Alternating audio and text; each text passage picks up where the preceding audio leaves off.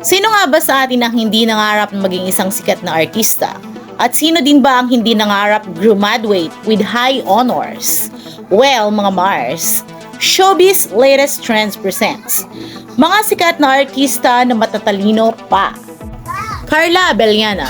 Si Carla ay nagtapos bilang cum laude sa De La Salle University with a Bachelor of Arts degree in Psychology. Siya rin ay kilalang magaling na artista ngayong henerasyon na ito. Shamsay Supsup Lee. She graduated magna cum laude from the University of the Philippines, Diliman, with architecture as her field of discipline.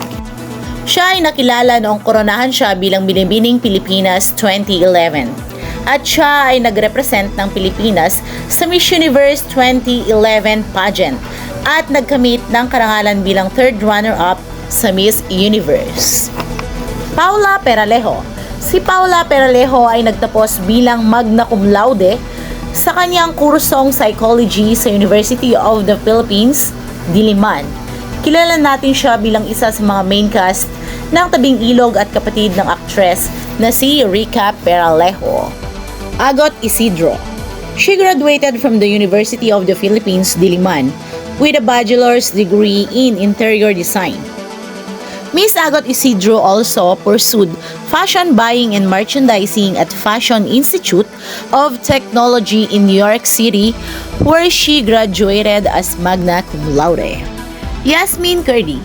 She graduated magna cum laude from Aureliano University with a degree of Bachelor of Arts in Political Science.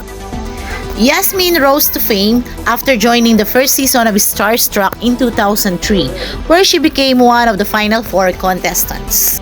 Grabe mga Mars, ang gaganda na, sikat pa, matatalino pa, saan ka pa? Ang suswerte ng mga asawa nila mga Mars. Hay nako, ikaw ba, graduate ka ba with honors? Kung nagustuhan nyo ang ganitong video, mag-like and comment lang.